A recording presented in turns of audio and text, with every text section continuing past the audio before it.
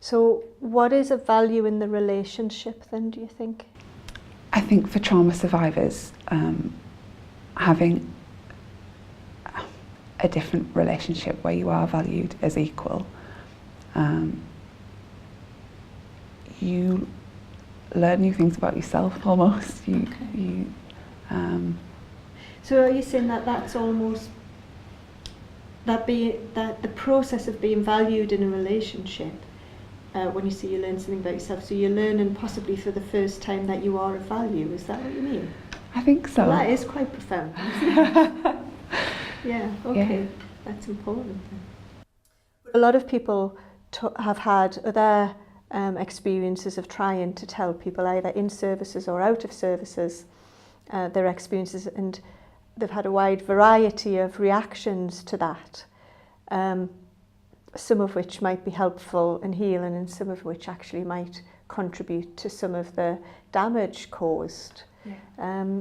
Have you any thoughts about that? I think lots of people come having had perhaps negative experiences of disclosing previously, so that might be not being believed or being dismissed or kind of being told yes, but you have this diagnosis anyway, and it not really being acknowledged.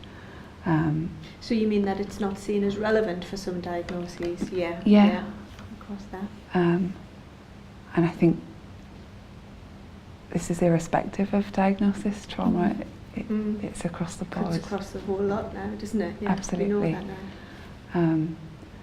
So yeah, people might come have had negative experiences of disclosing. So I think it's important that they feel safe to only share what they feel comfortable with, and they've built up sufficient trust so that they can have a positive experience of sharing this. So one of the things that's really important is that staff don't push for details at that point then? I think so, absolutely. What can happen if staff do push for details? Well, I think if it's something that's been held firmly in a closed box for a long time and people are pushed to share things that they don't feel ready to or don't feel able to, or are having to really dig to get that out, I think that could be really destabilising for a person. Yes. And I think it would be very hard to manage, to self-manage kind of the aftermath of that. And that might feel really overwhelming. So staff really need to be mindful of the impact of that conversation then on the person.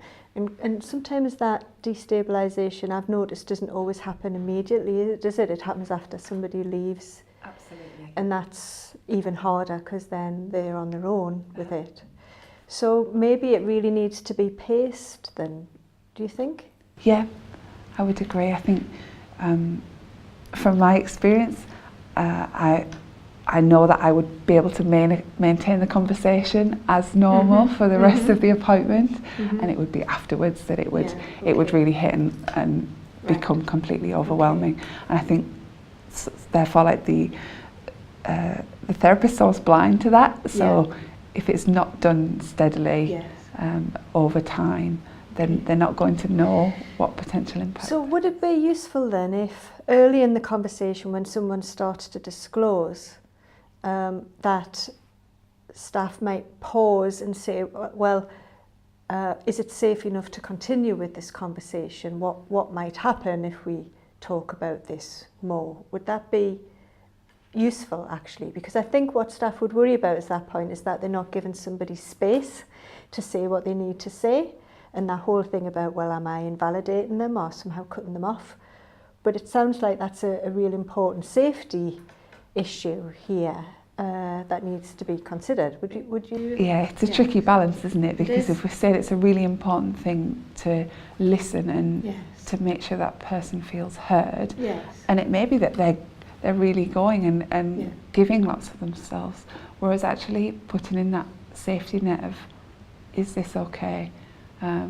Does it feel safe to keep going? Almost giving the person permission to stop and let them know that it doesn't all have to come out today or this week or this month.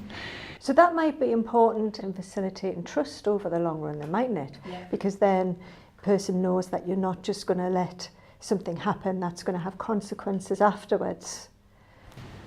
Yeah, definitely. So I think one thing that people worry about is if they disclose, what happens to that information? Where is it held? Are they going to have to tell people time and time again? Yeah. Well, this is a tricky issue, because actually if there's somebody else at risk, we've got a statutory duty to act on that knowledge if we know who the person is who might be creating that risk. And if that's the person in front of us, then that's the person in front of us. If it's somebody else, it's that. So I think staff should be upfront about that really early on in any appointments, before the question and before the disclosure, that confidentiality is not absolute, and there'll be certain circumstances in which we have to act on that information, regardless of whether the person wants us to or not. Yeah.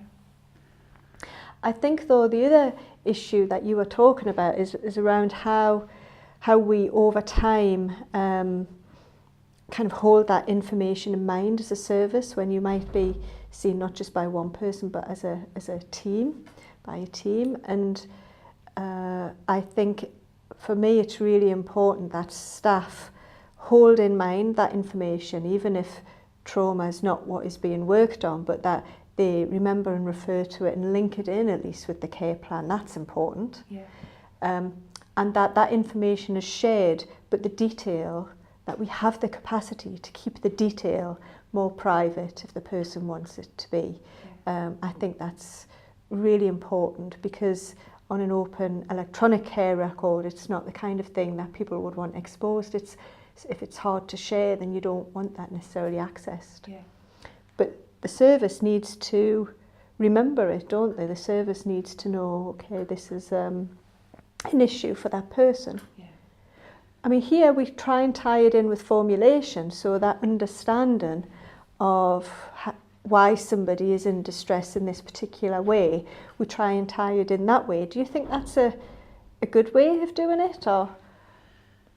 I think it's a way to strike the balance between kind of the details being unnecessarily shared amongst staff that people wouldn't want them to, and the flip side of it being forgotten and almost made irrelevant when with ongoing interventions. So yeah, I think formulation does seem an appropriate way for sort of service to hold memory of what's happened and understanding of how that's led to current difficulties, without it necessarily always being the thing that's being worked on. Yes.